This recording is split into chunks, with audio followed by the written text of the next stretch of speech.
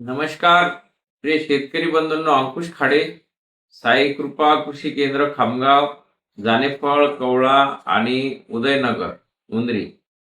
शेतकरी बंधूंनो, आजची तारीख आहे 31 जुलै 2026. आपण सोयाबीन पीक पेरणीपासून तर ते काढणीपर्यंत पूर्णपणे मार्गदर्शन या व्हिडिओ क्लिपमध्ये पाहणार आहोत. शेतकरी बंधूंनो, आपण पेरणी जी करत असतो, तर पेरणी केल्यानंतर आपण 72 तासाच्या आत पेरणीपूर्व तणनाशक फवारणी करत असतो. पण पेरणीपूर्व तणनाशक म्हणजे उगवणपूर्व तणनाशक, कारण पेरणी झाल्यानंतर उगवणपूर्व तणनाशक. मग या उगवणपूर्व तणनाशकचे बऱ्याच शेतकऱ्यांना रिझल्ट येत नाही, अशी शेतकऱ्यांचं म्हणणं आहे.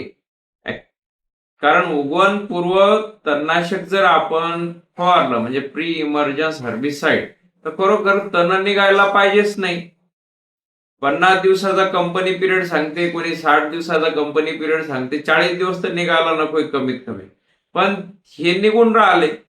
तण जर निघत आहे तर मग उगवणपूर्व म्हणजे प्री इमर्जन्स हर्बिसाइडचा फायदा काय? काहीच फायदा नाही, असं शेतकऱ्यांचं म्हणणं आहे, अशी कंप्लेंट येत आहे. पण कोणाला भेटून जर कोणाला नाही भेटत तो पुढचा विषय. आता आपण काय पाहून राहिलो की पेरणीपासून तर विक्रीपर्यंत, मग हे तणनाशकचा विषय झाला. त्यानंतर जर तण निघले तर 15 दिवसानंतर आणि 20 दिवसाच्या आत उगवणीनंतरचं तणनाशक फवारणी करायला पाहिजे. त्याचं कारण असं की 15 दिवसापर्यंत 90% तण निघतात जमिनीतून सोयाबीनमध्ये, आणि म्हणजे सोयाबीन प्लस तुरीमध्ये. मग काय होते, 15 दिवसानंतर जर फवारणी केली तर तण भरपूर निघलेले असतात. आणि 20 दिवसाच्या आत का घ्यायचं? कारण 20 दिवसानंतर जर आपण फवारणी केली तर तणाचे जे मुळं असतात ते मोठे होतात, स्ट्रॉंग होतात.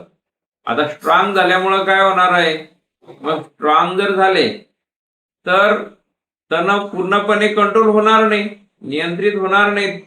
म्हणून आपण त्याचे नियंत्रण हे 20 दिवसाच्या आतच करायला पाहिजे. 15 दिवस ते 15 दिवसानंतर आणि 20 दिवसाच्या. त्यानंतरची स्टेप जी आहे ती आपली आहे डवरणी, कोळपणी.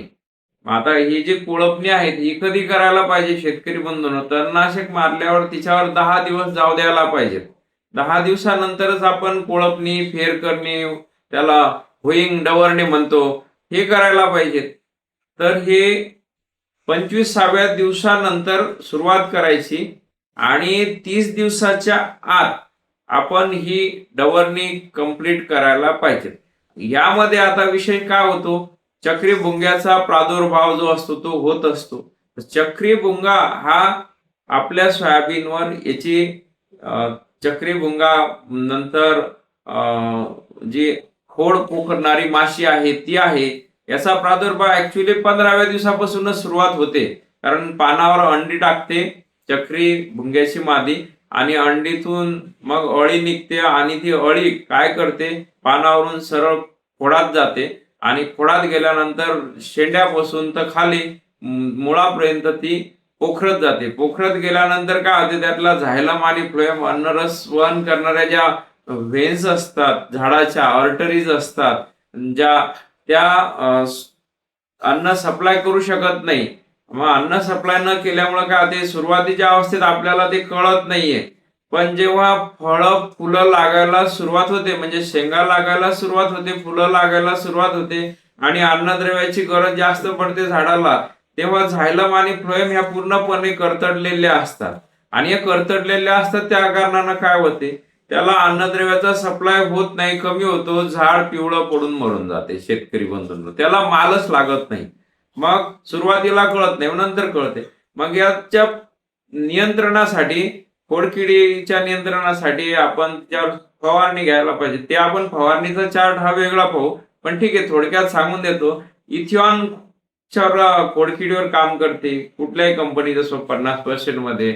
लॅमडा प्लस थायमेक्सॉन काम करते. त्यानंतर प्रोफेनोफॉस सुद्धा काम करते.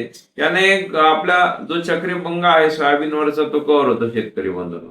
मग आता आपण आलो 30 दिवसापर्यंत. सोयाबीनला फुलं जे लागतात ते 41व्या दिवशी फुलाला सुरुवात होते. 41 दिवसानंतर फुलाला सुरुवात होते. म्हणून म्हटलं ती जी डवरणी असते ती 30 दिवसाच्या आत आटपून घ्यायची. 30 दिवसानंतर डवरणी काय म्हणजे मुळं त्याचे जे तुटायला सुरुवात होते आणि मुळं जर तुटले तर मग त्या झाडाचं जे आयुष्य हे फार कमी होते. त्याला अन्नद्रव्य करणं सप्लाय कॅपॅसिटी कमी होते. म्हणून आपण फुलं लागायच्या म्हणजे 30 दिवसाच्या आतच डवरणी करून घ्यायची. 41व्या दिवशी फुल दिसायला सुरुवात होते. आणि फुल दिसायला सुरुवात झाल्यानंतर मग आपण पुढची फवारणी घ्यायला पाहिजे. मग ती फुलाच्या ग्रोथसाठी, ब्रँचिंग डेव्हलपमेंटसाठी आपण फवारणी घ्यायला पाहिजे. त्यानंतर शेतकरी बंधूंनो 41 दिवस झाले. मग 41 दिवसानंतर 51 ते 51व्या दिवशी शेंग दिसायला सुरुवात होते. 51व्या दिवशी शेंग दिसायला सुरुवात होणार आणि 61 ते 71 या पुढील 20 दिवसात शेंग भरायला पूर्णपणे सुरुवात होते. म्हणजे 71 दिवसात शेंगा पूर्णपणे सोयाबीनच्या भरून जातात. मग शेंगा भरल्यानंतर पुढची जी अवस्था आहे ती 81 दिवसानं काय होते, ज्या भरलेल्या शेंगा आहेत त्याचे जे पानं आहेत ते पिवळे पडायला सुरुवात होते सोयाबीनचे. पान आणि शेंगा 81 दिवसानंतर 81 ते 91 हा हा त्याचा पिरियड आहे की पानं पिवळे होऊन गळायला सुरुवात होणार. 91 दिवस कंप्लीट झाल्यानंतर जो पुढचा पिरियड आहे 101 ते 111 हा सोयाबीन काढणीचा पिरियड आहे शेतकरी बंधूंनो. म्हणजे सोयाबीनची जी काढणी आहे ती 111 110 दिवसात काढणीला सुरुवात होते. म्हणजे काढायला पाहिजे सोयाबीन. हे झालं पहिल्या दिवसापासून सोयाबीनच्या पेरणीपासून तर शेवटपर्यंत काढणीपर्यंतच तुम्हाला त्याचा पिरियड, फुलं, त्याची अवस्था, चक्रीभुंगा यावर आपण मार्गदर्शन पाहाल. एक पहिल्या दिवसापासून तर ते 110 दिवसापर्यंत. तर हा एक विशिष्ट पर्टिक्युलर पिरियड असतो. याच्यात काय काय कामं करायची ते मी तुम्हाला सांगितलं. फवारणीचं नियोजन आपण आता प्रत्यक्ष म्हणजे दुसऱ्या व्हिडिओमध्ये पाहू. धन्यवाद शेतकरी बंधूंनो.